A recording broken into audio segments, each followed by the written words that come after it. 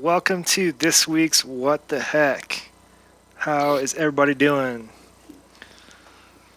Flipping Newbie log. fantastic. That's great. That's awesome. Uh, I don't know if you all watched. What we should talk about is last week's What the Heck. At some point. Um, Benjamin, hey, how's it going? All right, Alex, how's your week? I guess 2 weeks been since we haven't hung out in the Oh last week. yeah. Well, haven't been as far as afield as remote deserts or anything like that. I've been kind of like pretty much hanging out and had a couple of had a couple of new modules land and been messing around with those, which has been fun. And then trying to figure out where my next temporary studio is going to be. Thing that I'm working on right now. Yeah, but it's all good. Are you gonna build like Andrew Huang style floating Oh my studio god! room in the backyard? I know. Look, like that's a like I'm watching. I'm watching those things, and he's going all in. The production value, like everything is amazing. Not quite that far though. Yeah, I well, mean, I don't think we can go to space. I don't know that we've got the budget for that just yet. how about you? Um, I'm thinking about building that in my backyard, but I've had a good couple of weeks. A lot has happened in my life, and a little bit in the modular. Like I have this done a couple videos on here. Let me just make this full screen. Couple streams with it, but this new very rad sequencer that I very much love. It's just an 8-step Arduino sort of sequencer with some glide and Mm. ways to flip things back and forth, but it's pretty great.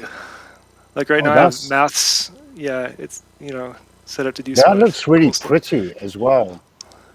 Yeah, it was a lot of fun, and that's something from Tim MJN sent me the PCB, and I drilled the 65 holes to make it into a module. And so, what is it like? As it, per step, looks like it's got about eight, maybe 12. I don't know. It's hard to. Okay. Yeah, per step there's 8, and there's actually two. It's essentially two sequencers, right? You've got an outer ring of these slightly bigger knobs, and then the smaller ring inside, and Okay. those each ring goes to a separate output. So you could use it to control two voices if you wanted, or what I've been using it for is more where the outer ring is pitch, and the inner ring tends to be something like either filter or the VCA to control volume level, that kind of thing. So that I've been sort of toying with turning it into my version of the drummer from another mother's sequencer. So Yeah, yeah, that's it's been pretty interesting. fun. Yeah. And so, I'm assuming it's non-quantized. So you're tuning by ear whatever the CV value arbitrarily you're deciding to assign, Yeah, right? yeah. So it's completely unquantized. I do have a quantizer somewhere, but I think at this point I don't know what I would sacrifice in my case to put that in there currently. But it hasn't been a huge problem. When I'm doing a lot of drum stuff, it's not as big of a deal for it to be quantized because some of those drum low ranges you don't really notice. And I'm also doing some things like a separate attack release on the pitch so that it goes from really high to really low really fast, and you get that transient. But when I had pitch stuff playing, what I did was I used my tuner pedal to really quickly tune each one. Okay. Yeah. It looks fun and it looks beautiful. Thanks. I very much appreciate it. Tim, if you ever watch this, thank you so much. It was terrible to make the faceplate, but it was awesome once it was done. Um, Yeah, it's a fun sequencer. It's got all the things I've wanted. I've been looking at making something like that for a long time. It was just sort of hoping someone would make the PCB to make my life dramatically simpler. Because if you look at a lot of DIY forums and stuff like that, all those sequencers, it looks like a rat's nest of wires from behind to get all those potentiometers wired up and things, and I just don't love doing that that part of it. There's a limit to Well, my DIY. I mean, good for you that you do that. Like you do tend to take it to the next level of like building your own stuff, which I think is awesome. And the sense of connection, I would imagine, I can only imagine because I haven't done that, has to be closer with the instrument, just because you went ahead and built it, and it's like, fuck it, I'm just going to really learn how to play this instrument that I invested all this time to go and do it, which I think is a great thing. Yeah, there's a lot of that, and I'm sure there's a significant like IKEA effect where because I put it together, I like it more than I would have if I had purchased it. Um, and if it breaks, I know how to put it back together for the most part. I did fry 2 nanos in the process of this one because I did the usual mistake of like trying to finish at like 9 p.m. and wasn't awake. Yeah, it's a cool one. And sorry, so I'm the new DIY space. What is a nano? Oh, like an Arduino Nano. It's a tiny little. I should just go get them out of the trash, but they're like a little tiny. Think like a Raspberry Pi, but smaller. And it's on the back of that. I'm trying to think. Actually, hold on a second.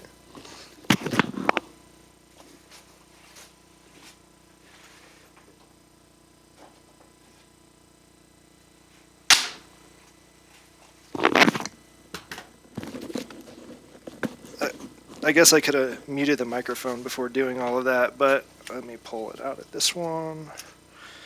This little bit is the Arduino Nano, so that's the microcontroller that does all the magic. This is the quantizer I was referring to. Yeah. And then okay, so it's a, it looks like a chip. And then you how many did you bust through? I blew through 2. I fried 2 of them on the last build, but that's because I put 12 volts into them. So there's a semiconductor. There's a semiconductor and basically a shortage around the world. It sounds like you're quite responsible for this shortage. You're just blowing through them to like you're the problem. You're the I'm not reason the. why Tesla and Apple are buying in bulk, because you're just. You know that would have been true at one point, but I got them months ago, and I haven't purchased really any new components since then. So hopefully, I'm not contributing too badly to the shortage. Right. I think the most recent things I got was that button, that button. Okay. Yeah. All right. Let's go on some other topics. Something a little less heavy than the component shortage. Actually, that might be a good topic because it's a delayed effect that's going to impact basically all the stuff that we're into in terms of modular and niche things. Let me pause. I'm just going to send Nubulon a link. While you do that, Yeah. I was having this random conversation with a guy called Paul Tass from Error Instruments. Yeah, Error. Yeah, you turned me on to them, and I can't stop. Yeah. Yeah, and so he was talking about precisely what you're saying, which is there's a bit of a rush on now by like across so many different industries, much larger than the modular synth world and DIY world. But like Paul himself was explaining, so he saw this stuff coming and he did a bunch of like pre-ordering, just like tons of stuff that he had a sense that it's going to go out of stock, and there's a rush on. It was crazy. It was just so interesting to hear, just from his perspective, um, this is a problem. It's going to be a big one. It's going to impact like every industry, and it's happening in the next few months. And I don't know exactly how long it's going to last. It'll probably be a slow recovery, I think. Is this working this time? Yeah, we can hear you perfectly clear. Why am I still full Wonderful. screen? Let's do that. Um, Well, I still haven't found my webcam, but audio is at least working today. if since you're doing audio only, I'm going to try this feature where I think we can still hear you, but we don't take Testing? up screen space. Yeah, I can. Yeah, I think we're good. Perfect. Yeah, we can hear you nice. So I've actually been affected by the component shortage. I was trying to buy some CMOS logic and couldn't get it on DigiKey. I had to get it through eBay. eBay is going to be the hot place to get your 3 chips that Sorry, you need for the next sorry. several months. I just hear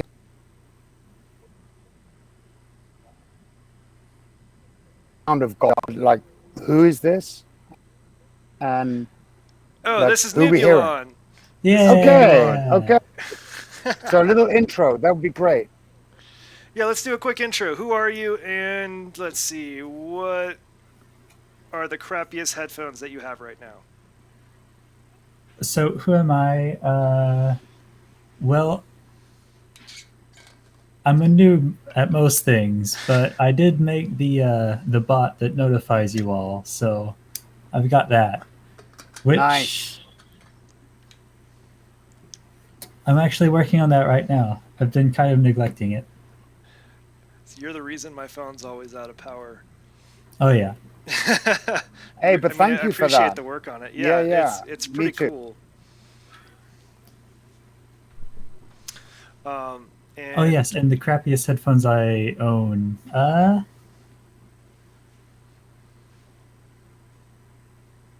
Oh, the last time I flew, I took the complimentary headphone earbuds just to see how they sounded, and they sounded worse than what I expected complimentary earbuds to be like. It was rather impressive. turn them into microphones. There you go. So I appreciate the intro. Thank you. So please go on. Oh, yeah. Apple. Antone is saying their worst headphones are some Turtle Beach headphones or maybe Apple earbuds. But I gotta say, Apple earbuds for like the 2 cents that they cost Apple are pretty amazing. Well, it Uh, depends on if you're talking about, I guess, the newer style one, the no, I'm talking beans, about the really crappy ones the that older come with ones. every iPhone for like 10 years or whatever. The uncomfortable ones. Yeah, mine are some pair that were branded from a conference that just like I was wearing them. I'd worn them like twice. I didn't throw them around or anything. I didn't mistreat them, and just like the ear plopped off while I was listening to music.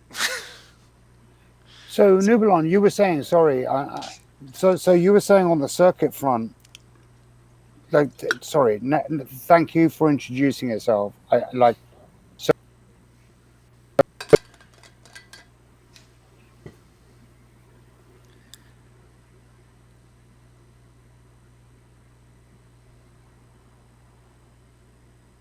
do we lose Alex? We might did be. you lose? Did you lose Oh me? no! Now I can hear you again. You're back. Yes, we Okay. lost you. You just went like this. Oh yeah. Sorry, Nubulon. Thanks for introducing yourself. So I'm sorry for that interruption. So like, carry on about what you were saying about electronics shortages and impact. Oh yeah, some of the lead times for things are getting kind of ridiculous if it's not in stock at DigiKey or Mauser. Like usually it's pretty typical to see like 3, 4 weeks lead time on stuff, but there's some stuff where it's like 20 weeks lead time if you want to order something.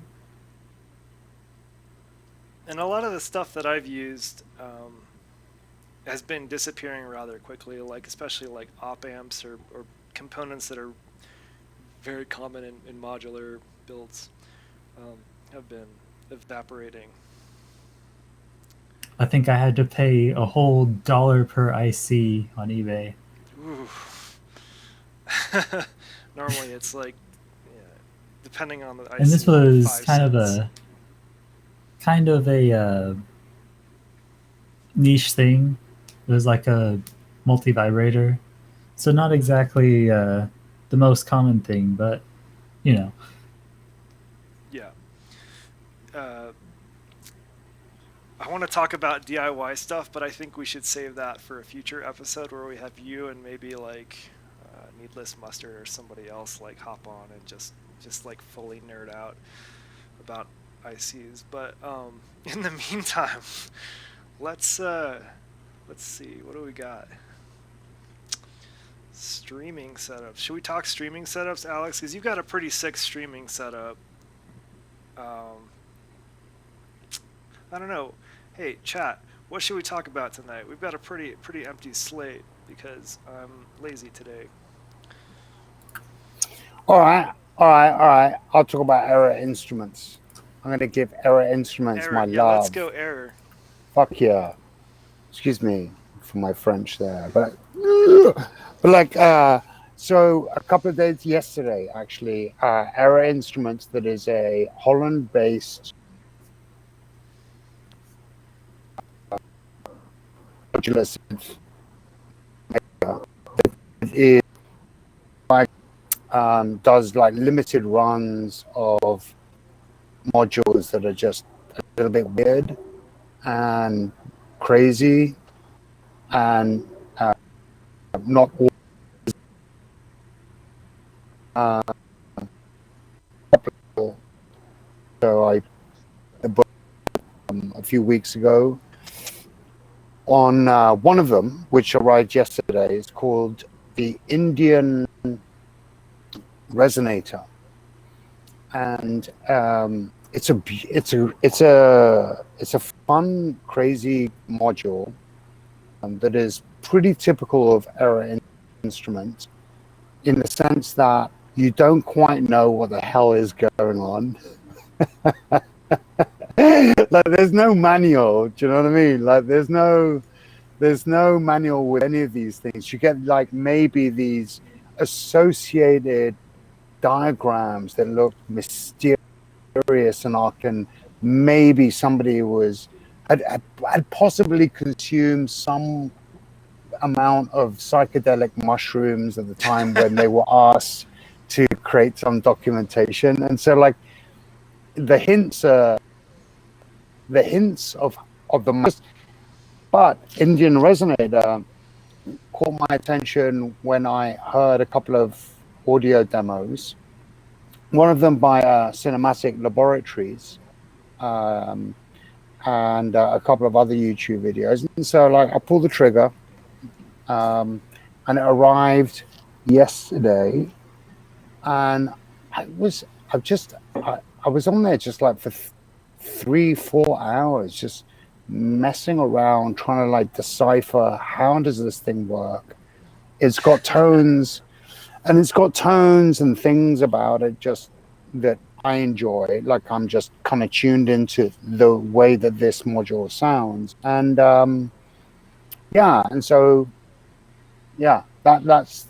that's my answer to that. This question. is going to make me want to go off on a tangent, because it's something that was, I think, a topic of discussion maybe last week in the DivKid Discord, which, if you're not in there, it's cool, but you should donate to DivKid if you can and join, because there's lots of cool stuff there. That's my quick promo. But there was a discussion about controls, particularly make noise, and I think noise engineering also came up in a similar vein, where some folk, like, this is where folks were particularly polarized about the design of the modules and the design of the panels.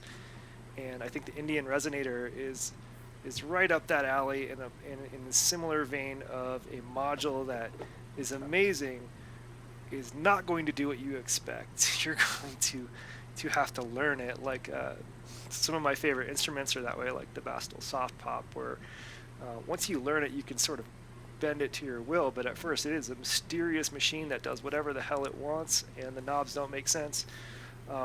And I feel like a lot of make noise modules are similar. They usually have some rhyme and reason, but it takes you a while to unravel that. And in the meantime, you get to explore and discover all sorts of cool stuff along the way. So I'm all about that type of design.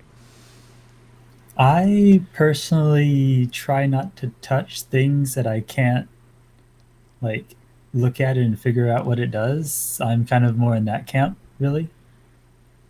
I mean, I get you.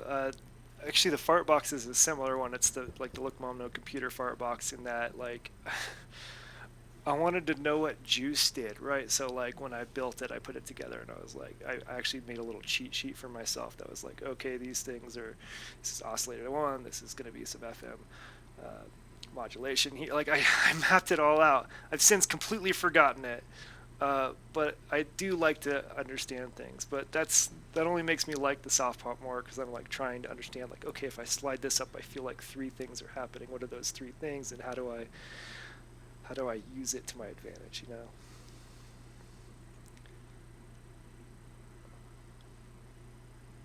Oh, and you're back. I think, Alex, we gotta get you closer to the router. That's why I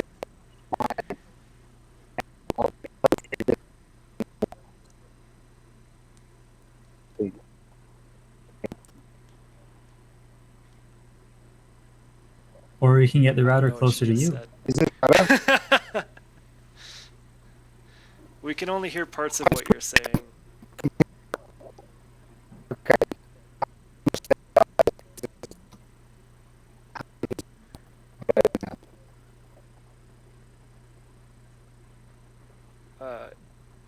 Sounds like you're going through a make noise module right now. It's very robot, very chopped up.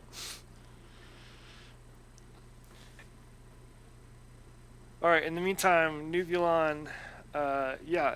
I mean, I feel you there. Like, I like to know what's going on, but I think there's a time and place for just not knowing and guessing. Having getting weird with the synthesizer. For sure, I mean, everything in I that. feel that, Yeah. but I kind of Yeah. want to know like what each thing is doing, because like I love messing around with like feedback and Right. stuff like that, Right. and Right. like making weird things that way. But like I want to know like what each thing is doing, Yeah.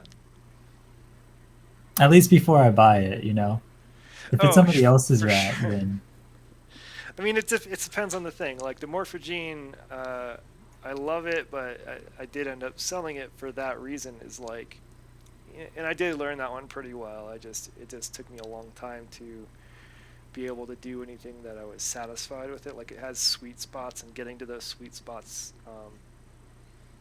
were not in my immediate interest. They're definitely in my like second case plans at some point, but until then, I swapped it out.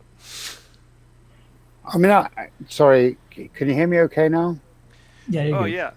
Okay, so I understand what you were saying, and I think that I've gone through a process of, you know, predictability is a really important part of any instrument that you. And it's going to be really hard if you have an instrument that doesn't behave as you expect it as you're trying to learn it. So I totally get that, and I think on the other, as I've learned the instrument, I'm looking for opportunities where the instrument can be less predictable, but apply the knowledge that I've learned in the more predictable context.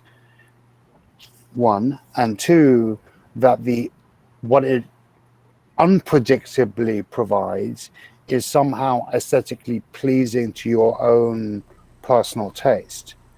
And that kind of combination of, let's say, those three things, maybe it's just two, um, is a thing to explore. And Indian Resonator, for me, as an example, is like when I saw the demo videos, yeah, it was coming out with tones I just liked, and I recognized that the thing is a little bit quite random, but it's like, oh, I can live with it as long as what it's coming out with through its randomness is somewhat pleasing to my ear. And so that's a fun set of parameters to mess around with. So, like, I'm trying to think about this. The modules I like that have that sort of unpredictability, the ones I like the most have sort of a wide sweet spot. It sounds like the Indian, like something that I don't have to dial in just perfectly. Like you can get a lot of good stuff without having to do that with it. Oh, I had to dial it in. Oh, very okay. No, I did. Like, because the range is so massive and the randomness potentially is really large. And so part of the fun is for me on this module has been like, there is a sweet spot that I've I spent 4 hours just like recording and playing and just finding it. And what in the the recording was only 36 minutes, and I scrubbed through it today, and I probably found about, I don't know what, 5 segments of maybe 30 seconds where I went, oh yeah, okay, that's good, I like that. The question is, what do you do with that then? Do you know what I mean? Like, oh, well, like I send the whole thing to YouTube. Well, that's going to be a mess. So I decided today, for example, it's like, no. There's like 40, 50 seconds. I really liked it. I really enjoyed it when I was hearing it. And I just want to share it. And so I did a quick edit and I like just topped and tailed it and just threw it up onto Instagram. And that's my little throw out there. It's like, hey, that's what it is. It's not a track. It's just like, hey, a little play. There's a little sweet spot I found. That's rad. That's great. That's where a good portion of my Instagram clips come from, is when I have that 30 seconds of good. I'm like, okay, I can't make a song out of this, but I can make a freaking rad Insta clip out of this. Let's do it.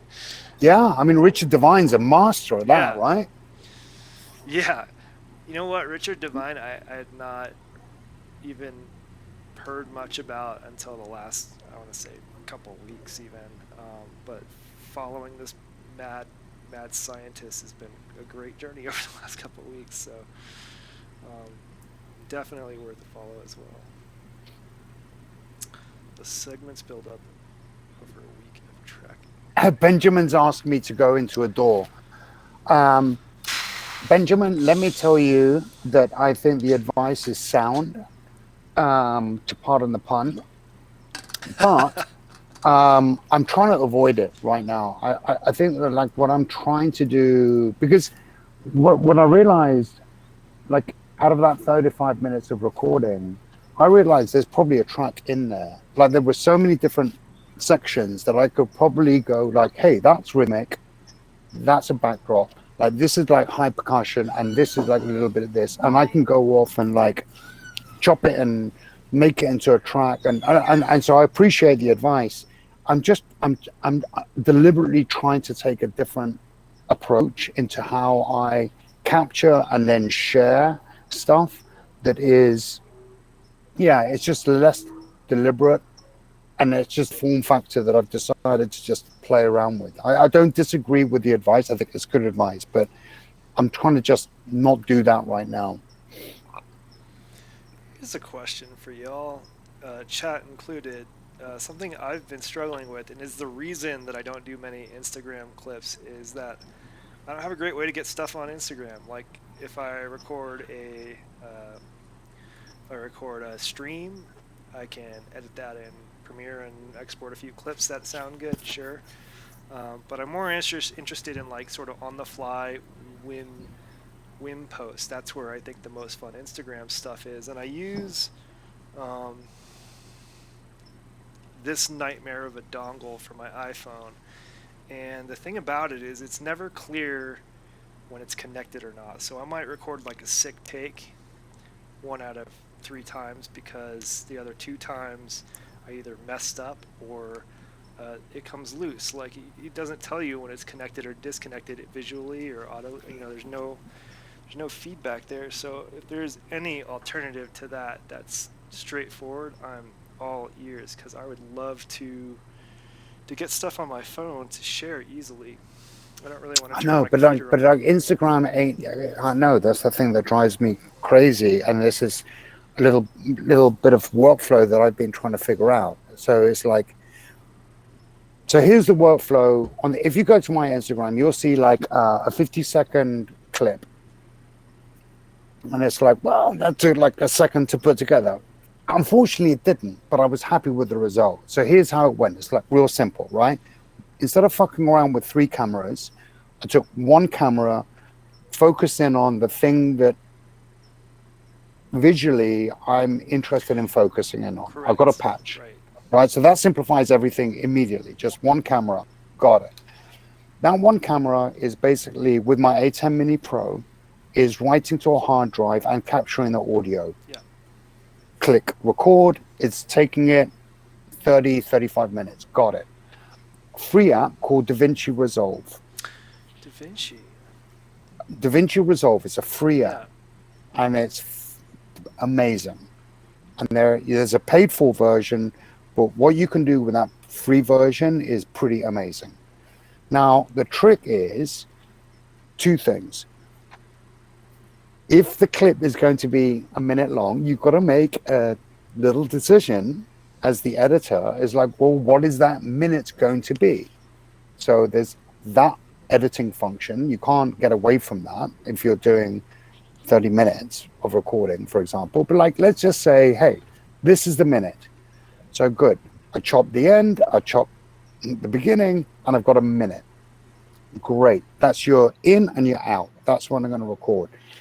The secret I found today is through a couple of like cheeky but simple settings, you can optimize for Instagram as your target output from a video perspective.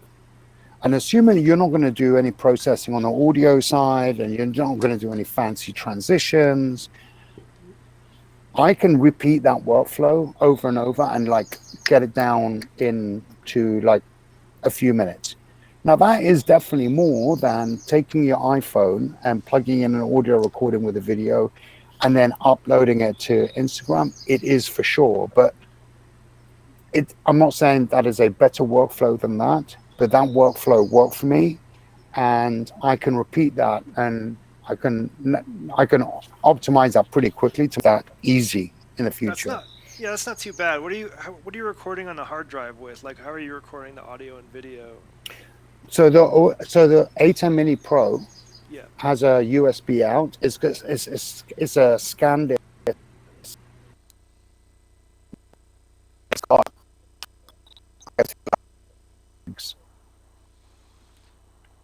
I missed all of that. I know the A10 Mini Pro has a hard drive in it, I believe.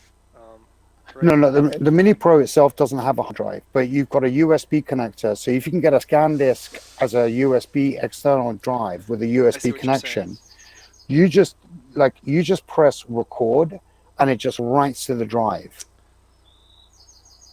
And so the drive will then capture your video and your audio, and it'll sync up automatically when you put it into Resolve, into DaVinci Resolve. Right.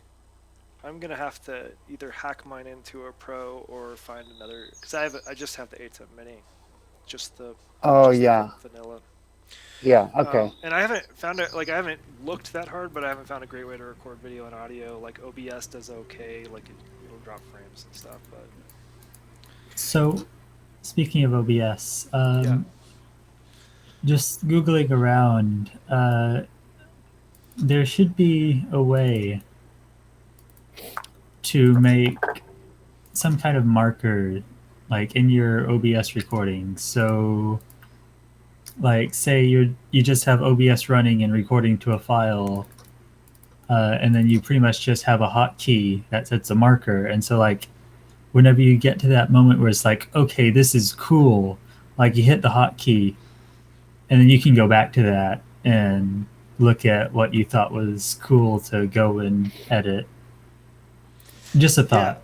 Yeah, that's smart. I have yet to to master that technique. I mean, I've got similar things like the GoPro's got markers, my mixer has markers, and I just always forget the good stuff because usually when I'm playing the good stuff, I'm like, I think, but I think it takes a playback. I think it takes a playback. Yeah. Yeah. Like this is what it was like. I played back and I created markers inside of Resolve, like a start and an end, conscious of like a minute is what I'm optimizing for, and you just go back and you just make a decision. It's like this is the minute. I've got like another 7 or 8 snippets, potential clips that I might actually go off and do over the next couple of days, so I can like slow release, let's say, maybe another 3 or 4 clips from that same session.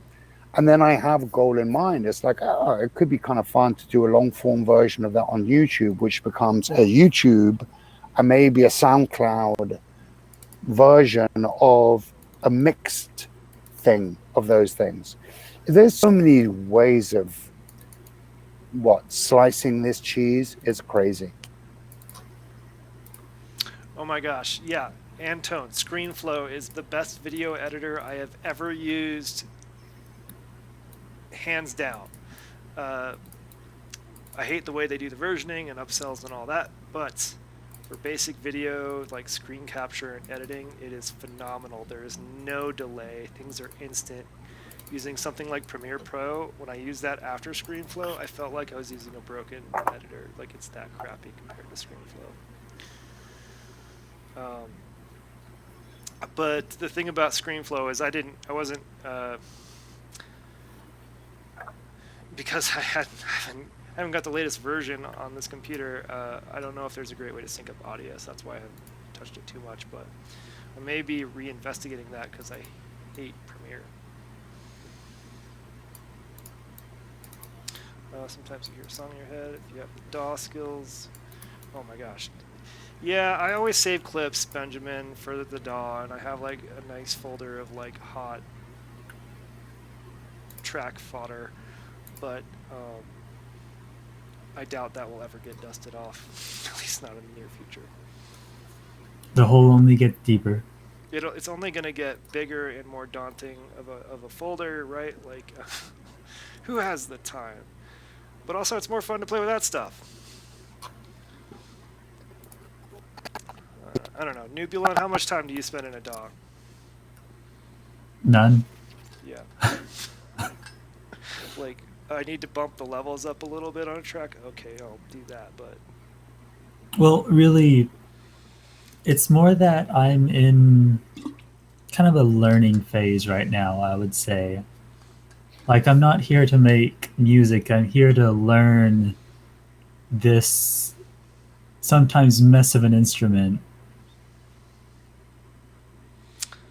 so that later I can apply that to making music. I mean, that's the way to go about it. It's a fun way to go about it. Yeah. So yeah, I just haven't really been too concerned about recording things and making tracks. Just wiggle some knobs. Yeah, I think. I love that.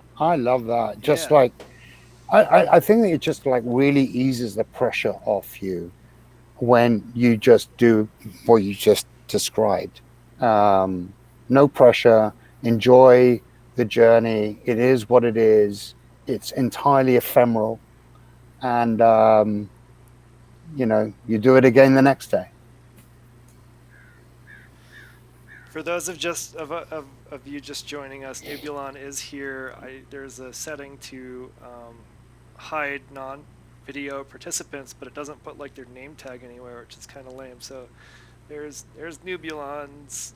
Yay! There, right there. But back to the column that no one else can see. All right, hey, X7, here's a question for you. Shoot. You had a one. Well, let before we any more to add to the streaming setups conversation. Anybody? Yeah, feel free to jump in about your streaming setups, about what you like, what you hate, or what you struggle with, and we can talk about it. Because I'm sure we've all encountered those horrible things. Like my personal least favorite is audio latency and video latency. Thankfully, Blackmagic simplifies that, having the audio and video go into the same device. They tend to stay in pretty nice sync as long as I don't pipe the audio or the video through something else first. And you see where I'm going with that. Yeah, so it's got to be last on the chain, right? It's got to be last on the chain. And I will say ATEM's software, while functional, I think is sort of, there's lots of room for improvement. If you're watching this, Blackmagic, please ping me. I will happily tell you.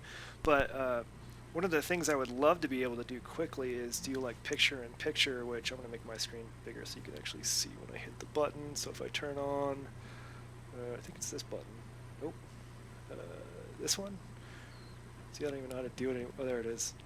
Picture-in-picture, like this weird tiny picture-in-picture thing, and like resizing it, you have to go in and sort of type in the values to change it, whereas OBS, you can sort of drag things around. So yeah, I would love to be able to do that, because then I would fully switch to just using that, which simplifies so much. yeah. Yeah, I gave up on using ATEM as my actual streaming device. So I use ATEM Mini Pro as my video switcher and audio aggregator, as you described it just a second ago. And then I use OBS as my, like, that's what's involved in like putting it all together. And it just looks at ATEM as a device. And that simplified everything for me. Yes.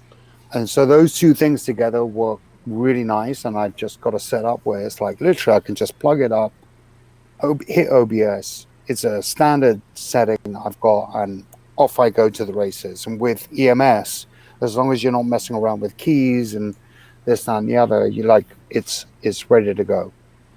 So yeah, and yeah, I can't sing its praises enough. Like for the most part, it does what it needs to do. It switches between cameras really quickly, and it has audio inputs, stereo to. All right, Antone asks, how do you not bump your camera? And the answer is I do all the time, but I have them sort of out of the way, so you can, again, Go for this real quick. full screen, Hex 7 on focus on your that's stuff. That's what I was doing, because you can see at least two of my cameras. So I have one up here that I hardly ever hit because it's like over my head, and then this one is fairly new. I got a fancy tripod and the arm thingy recently because I wanted a camera angle without bumping the camera, because before I had it just sitting like about this high, and because it's a GoPro, it has to be unusually close. There's not really like a zoom there, at least on the ones that I have the 5s. So it's like this far away from me when I'm working, so I would bump that all the time. So that's why I got this, and now I hardly ever bump it unless I'm trying to like get some water or feed the dog or something, and then I trip and it kills everything. So that's how I avoid bumping the cameras, but it doesn't really matter. Like, honestly, if you bump the cameras, it's kind of cool. If you have the cameras attached to like where the speaker is and you listen to your speakers loud and the camera shakes, also cool. So I would Just makes it feel more live. Yeah, it's really so. And again, the GoPros all go through the ATEM, the Logitech C920, which is a mediocre camera. Does not, which complicates things. It means that video is always slightly out of sync. So at some point, this is going to be replaced by a GoPro, probably. What's causing the missync? Have you figured that out?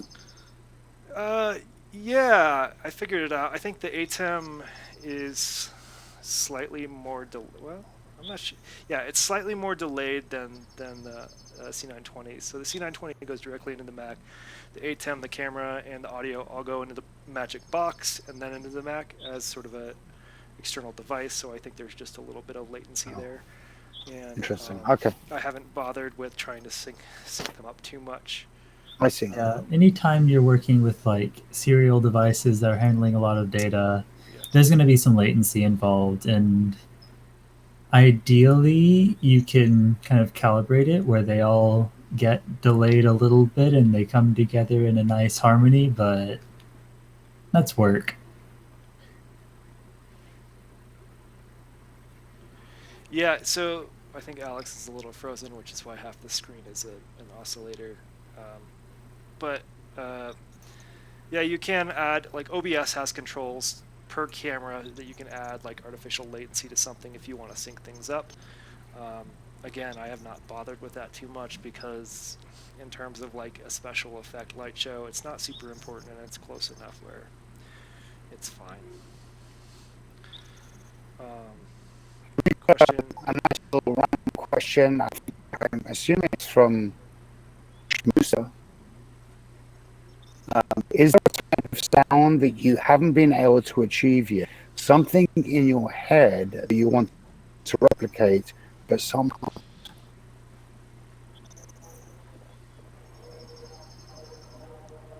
I mean, everyone's answer to that's yes, right? Like, there's always some sound you're trying to get to that.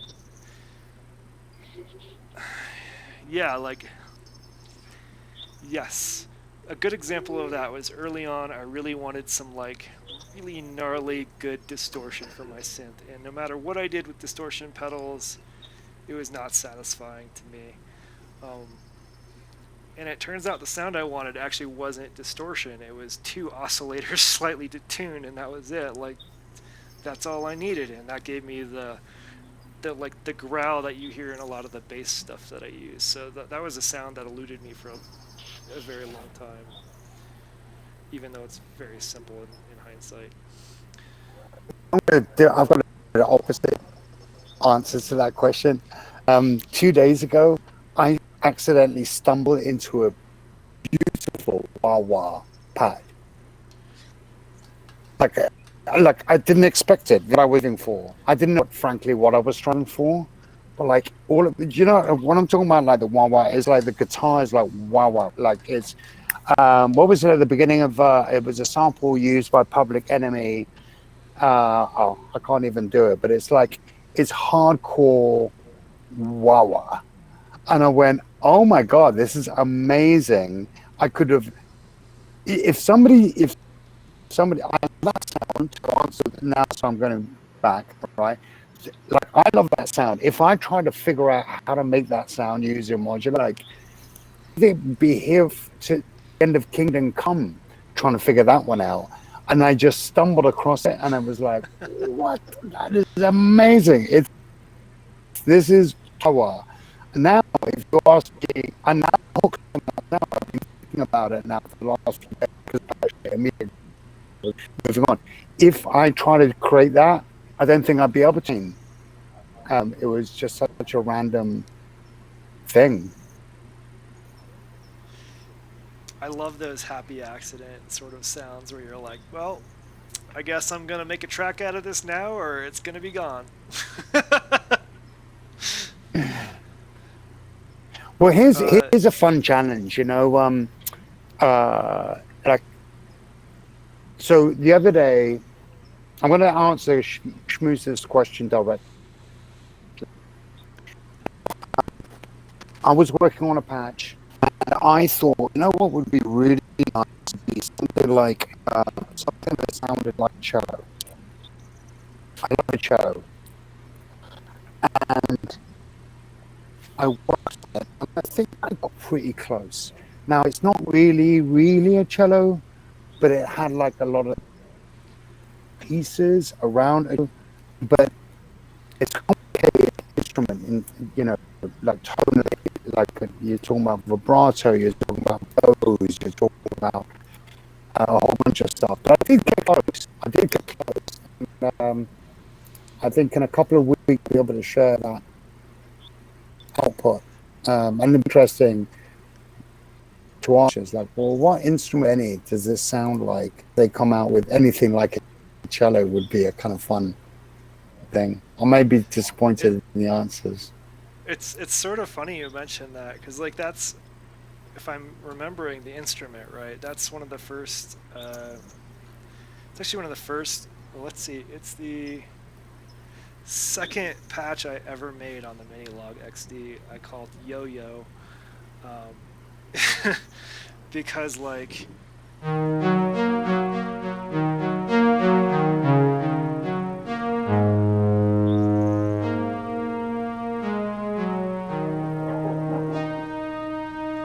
so like I don't know how much like a cello that sounds, but to me it sounded really very much like Yo-Yo Ma cello, and I was so happy with it. Yeah, that's nice.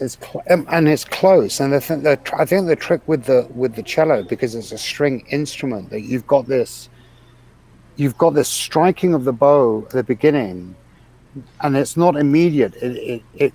There's something about the VCA shape. Let's say that the envelope Right. that you've got to somehow like emulate, and it's really organic, and it's difficult to there. And then once the bow strikes the string, and there's an initial dissonance, let's say, but very quickly, but maybe in the time that you get from attack, to the middle part, let's say, it arrives, and then it's stable, and then it like disappears off as the bow moves on to get ready for the next string. And that's like, damn, that's hard. That's hard to patch that shit up in such a way.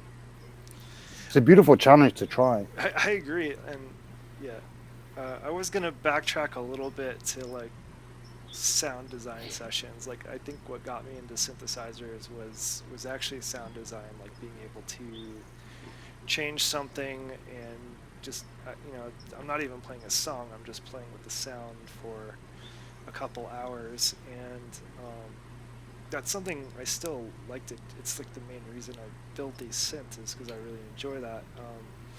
And like you said, like I think I did a patch where I had not a flute, like an Irish or Celtic. What's that thing called? It's flute-ish. But I thought about it, the sound I wanted. I know what you mean. I know what you mean. Yeah. A Celtic wind instrument, let's say. Yeah, but I thought about, like, you think about it at a certain point once you're familiar enough with your signal chain, and I was like, okay, well, there's some breath involved, so I'll grab some MS-10, noise, just a little bit right at the beginning, where you get that heavy breath, and like a little bit of actually a couple ADSRs to get the envelope just right, and like that things like that. Like you can definitely way overthink it, but what I end up settling on is usually just like I want a similar flavor. I don't care if I get it exact, unless it's like I don't know, we're in a competition to see who can get the closest to Yo-Yo Ma's cello or something.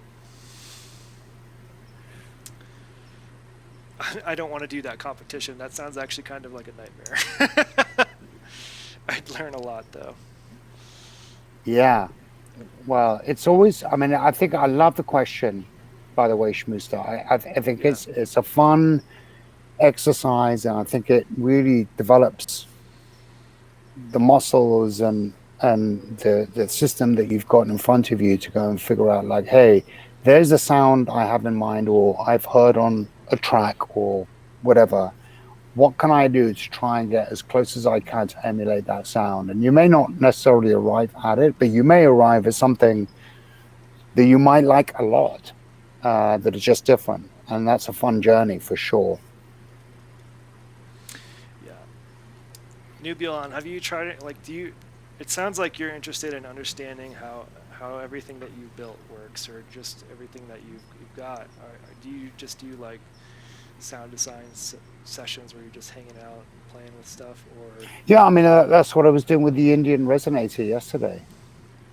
It's this new module, and I just spent, actually, before I recorded, which was only 30 something minutes, I was messing around with that single module for about 4 hours, just playing. Noob, what about you?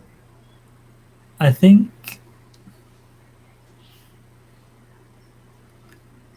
I don't spend so much time thinking, how can I make this sound? Oh, man, I'm in the spotlight now, aren't I?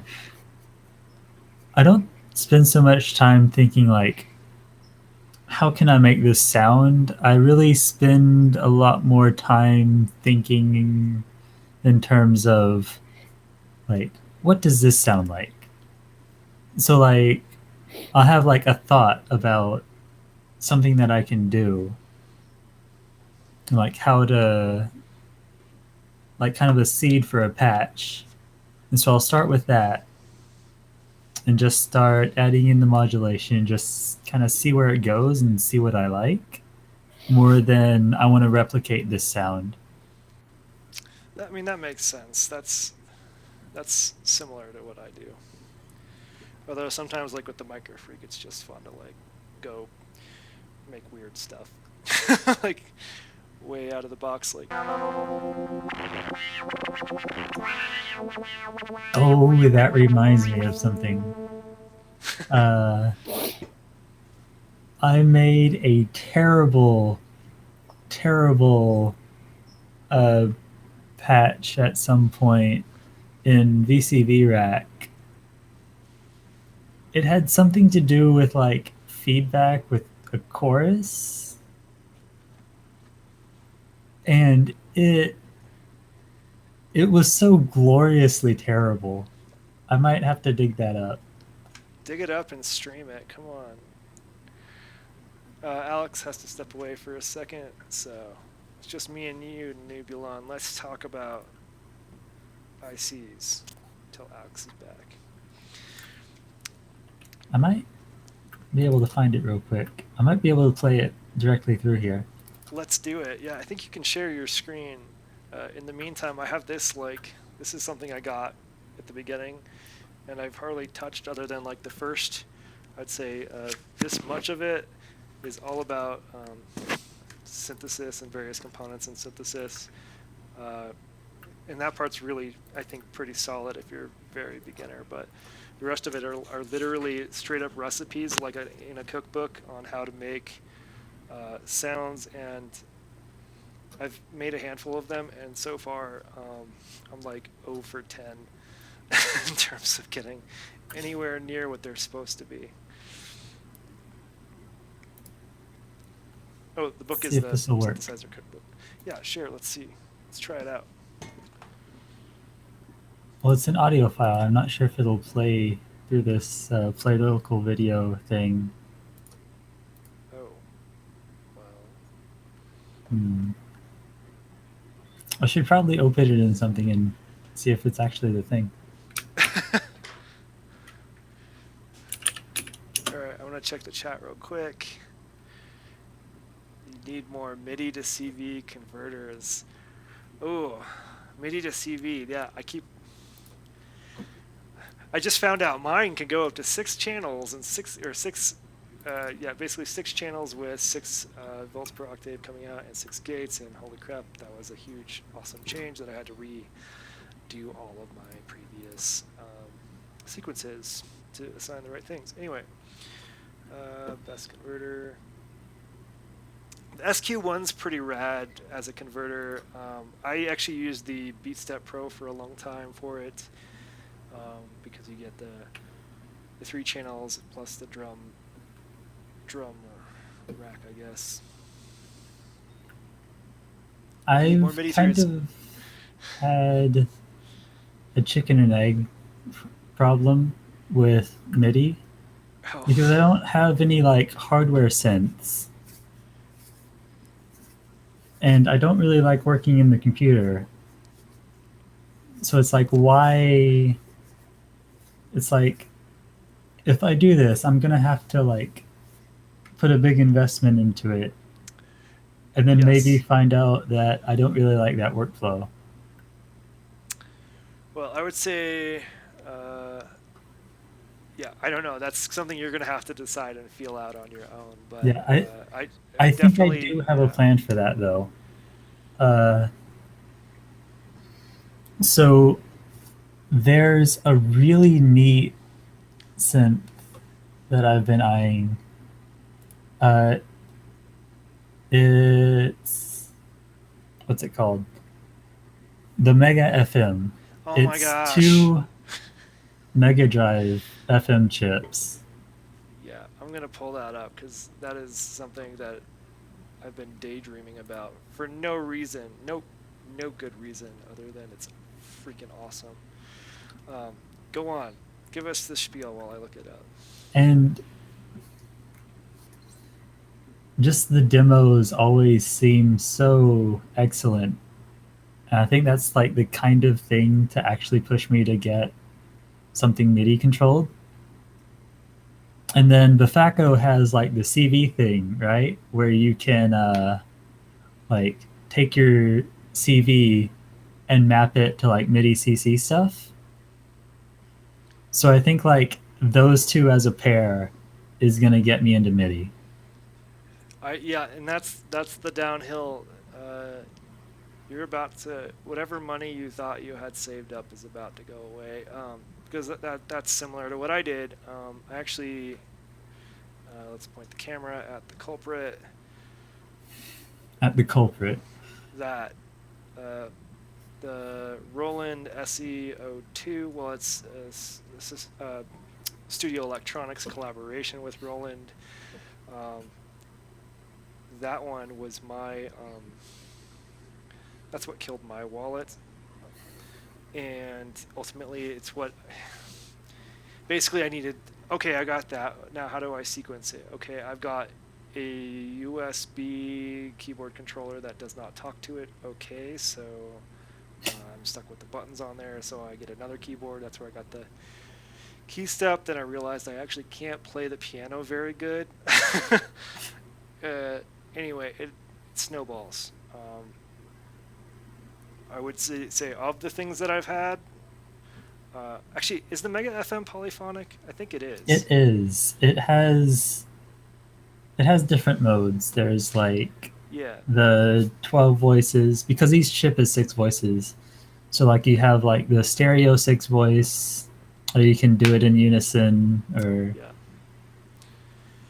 Yeah, it's go look it up and listen to the sounds. I'm not going to try to play a video. And also, it's an FM synth where all of the operators are just broken out.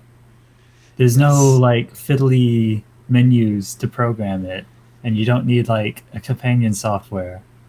But I will say it is still fiddly because just because it's FM. No, well, it is FM, but that's FM aside. It looks massive if you look at that photo. It's not very big. It's actually pretty small. I think like look on the computer, somebody was playing with it, and you realize just how small it is. So all of those little sliders, you're like, I guess it would be a good introduction to Eurorack physically. Like it's a small, like Eurorack has a lot of small sliders and knobs and things. So yeah, it's probably about the same spacing as like Stages, for example, which I use all the time. It's like not something that you want to perform on, but it's like enough to get you there. Yeah, and I will say with the price tag, like it's hard for me to hate that price tag because that's like around the same price as the Morphogene for what I consider a pretty massive synthesizer. I get like this person just it's one person making it, and I can't believe how cool of a thing it is. And yes, I would also prefer the Cosmo version, but have you seen the Cosmo version? It's like it's like It's like 80 a whole centimeters row. by like 60 centimeters. Like the Sega is on it, and it's small compared to the rest of it. And this has 2 of those. Yeah, so yeah, that one's pretty cool. So I get that. So I would recommend like if you do go that route, consider like oh Alex is coming back. Consider a MIDI sequencer of some sort that's hardware that will be expandable. Yeah, so I have a Beat Set Pro already, which you know that's 2 channels of notes, but I've been since last week's What the Heck, I've been looking a little bit at trackers, and so I'm kind of considering if I'll get like the what is it, the poly-in tracker eventually. The poly-in tracker, yes, and that wouldn't be a bad one. Like, it's not. I would lower your expectations to it to whatever is out today on the software. Like, if you get more updates and stuff, cool, but it's already pretty solid. But it is a tracker. It does have. I'm trying to remember, like, Because it maybe seems just a couple of like MIDI outs. it seems like a what's the word? A sequencer, but more visual. So like there's a lot of information there that you can look at and read, as opposed to like the limited information display of, say, the BeatStep Pro. Yeah, and I just want images. But still, I've never used a tracker. So what I've actually done, there is a tracker for Game Boy called LSDJ, Yes. and you can for about, I think it was like $35-40, you can like get a cart and have them burn it on it. Yeah, and that's something I'm interested in as well. I purchased it's a different product. Well, it's something I'm also interested in, and I think that's an excellent, like, if you've got an old Game Boy lying around, that's the way to go to try out a tracker, because it is a good tracker. And there's also like the NerdSec if you want to go Eurorack, and actually I think the NerdSec has a standalone, if I'm remembering right. It does. And both the Game Boy and the NerdSec have similar sort of interactions, or LSDJ have similar interactions. You can even use a Nintendo. I forget what kind of controller, but you can use a controller with the NerdSec. I'm gonna just. Can you hear It's me? the Mega Drive. Yes, we can. I'm sorry. I'm just gonna throw it because, like, trackers. I'm just gonna share a perspective. Like, trackers really appeal to me because the stuff that I've seen other people that have trackers and know how to use them, what they can make appeals to me, like, because it's glitchy and it's fast moving, and I can hear lots of little variations in patterns, and I really like that. Let's say the audio aesthetic of the output of trackers, I like a lot. The thing that I haven't jumped in there is what I don't want to do is feel like I'm in a ball that is even more constrained and there's a small screen and I'm bending over for hours trying to program shit.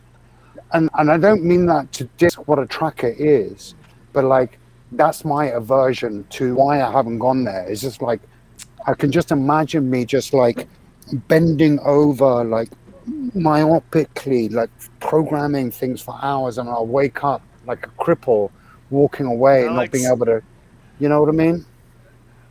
I love you, man, but like I can't even believe that you're into trackers after we've talked about other sequencers. Like, it's so surprising to me. Like, I also get the appeal. Like, it's a totally different way of working that'll produce completely different results. I mean, what I'm It's saying is like I can see why I like it's appealing to me. The paradigm is appealing to me. The physical form factor given Eurorack would be like, I think it would break me in a day.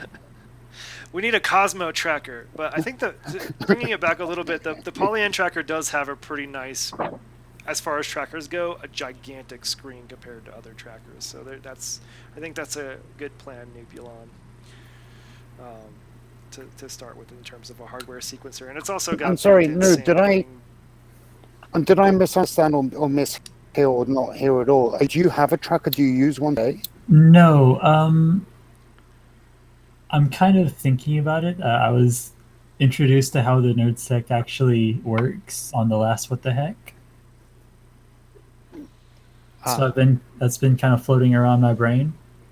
But I got an LSDJ cartridge that'll be here in a few weeks, so I can play with that and see how I like it. Want to hear about it? Yeah, I can't wait to see anyone use it. Yeah.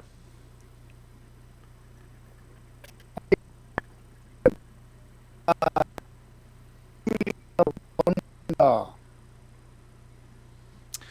I think you said Julia Bondar through your cool robot voice that's happening right now. sorry. All right, so there was a loop hop video that's a walkthrough of Julia Bondar's setting. If you're not or setup, if you're not familiar with Julia Bondar, they are, I think, a co-founder of Endorphins, if not like the co-owner or whatever. Huge respect and amazing music. Um, but this is maybe one of the first loop hop videos that I was pretty much glued to. And that's not because loop hop is bad, it's because I have a short attention span. But in this case, it was really fascinating to me to uh, watch Julia go over the setup that she uses live and how it's configured, and some of the thought process behind it. For example, uh, instead of using like she uses the BeatStep Pro, or I guess used now that the ground control is out, but she used the BeatStep Pro as the primary sequencer in the video. And instead of using any CV out of the BeatStep Pro at all, it's all going via Midi into her case. And like that's, I think, a really smart move. And that's because she was talking about setup. Like when you're setting up for performance, like the simpler you can make it, like in this case it's one cable instead of all of the cables for pitch and gate for all your voices and things like that. You've just got one cable, you plug it in, and then your Eurorack's ready to go in terms of being sequenced. Like those kind of gems really helped me think about live setups, how you can arrange your modules or compose your modules to be flexible. Like it was a really just a great video, so I highly recommend that. I'm going to drop the link in the chat in just a second. I keep wanting to. I haven't done it yet. I keep wanting to make like a snake cable for the BeatStep Pro, where it takes all of the like CV and gate outputs from the back, and just goes through to a panel that's like mounted like in the rack that just passes through all the signals. Yeah, I've got that cable right here. It's this MIDI cable. It's But then awesome. you have to have MIDI to CV converters, and that's cost. That is true. I did build my MIDI to CV. You won't be able to see it with that camera very easily because it's covered in cables. But there is this module here with all of the cables coming out of it on both sides. It's like a cable fountain.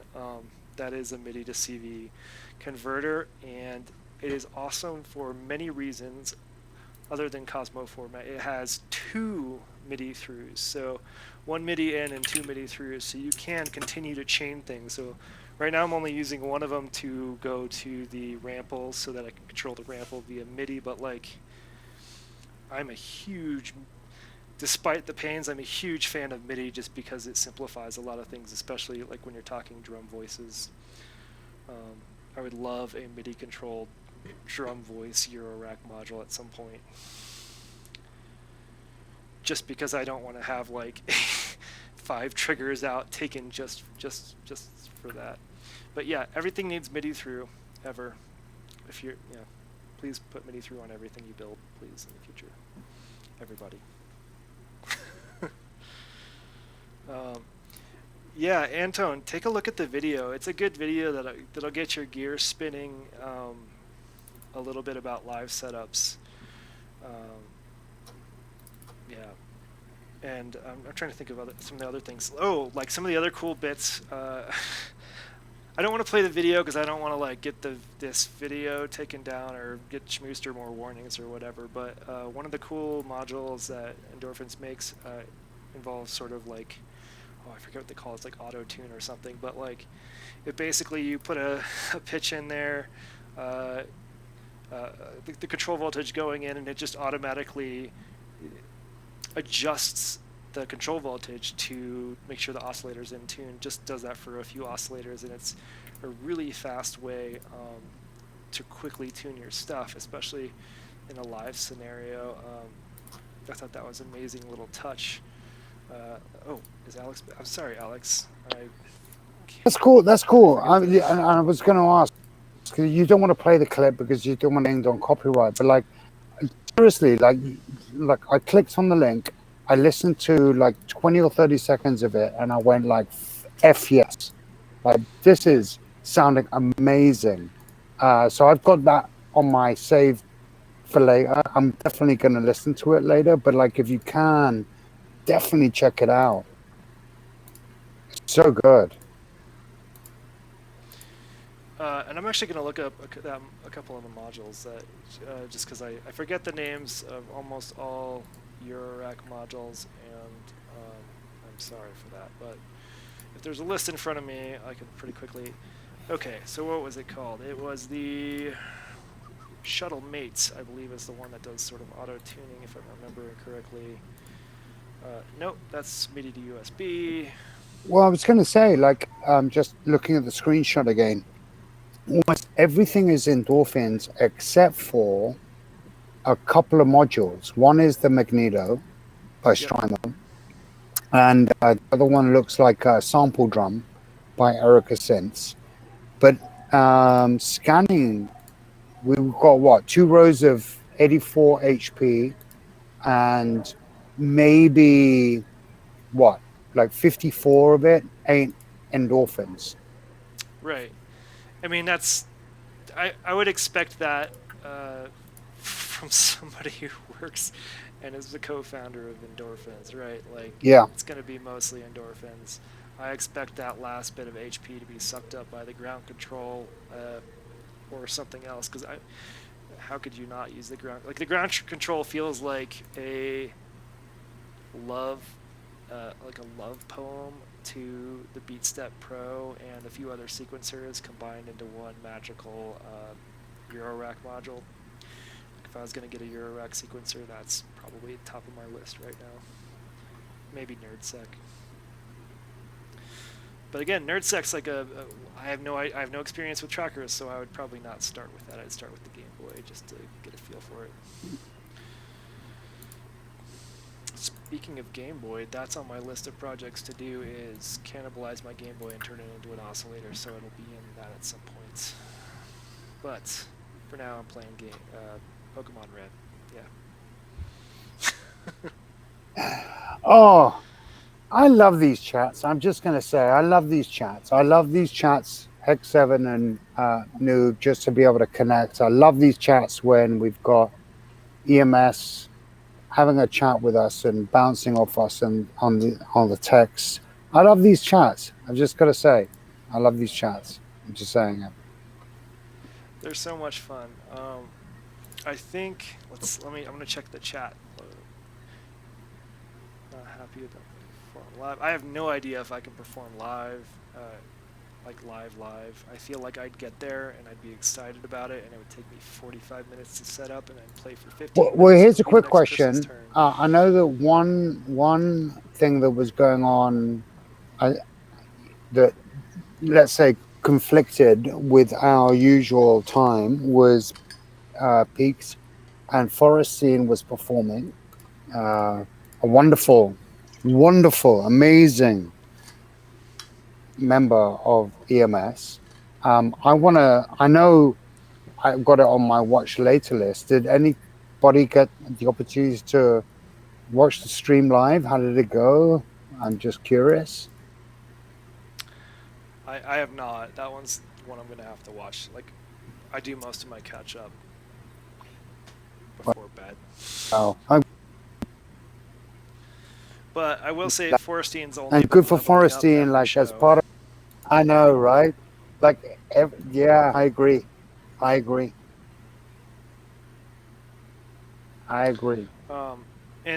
I know Forestine was sort of frustrated at this one. One of her modules died, like, during the test for the show. So repatching is sort of a big deal at that point, especially when it's a central module. Let's see. Oh, watching now. Oh well, why don't we just let you all watch? We've been going for an hour and 20 minutes. Let's all hop into the stream. Can But is it live Is now? it I still think live it's done. now? No, I think it's done. It's got to be done. Okay. Like it started at 7 p.m., which is 1 hour and 23 minutes from now. Ago. So I think I think it's done. And so all I'm saying is I'm going to go off and check that stream, and I think that like EMS is an amazing community because we support each other. Like when we happen to get like plucked out of the ether, and then we happen to be part of like a show, we show up for each other, and I love that. I love that. And Yeah, so let's show up. Let's get the link. Let's hop on. yeah. Well, I think it's done. I mean, like, I think it's Frederick is saying it's still going. I guess. really. Is that Yeah. right? Is that right? Yeah. It's still going. Let's hop on. Let's jump in as a group. Well, there we go. Look, how about that? Is that the right time to say sign off and we all go there and have fun? Yeah, I'll do a really super quick exit music, and we can hop on. All right. I don't know what this one has just been stuck in my head all day.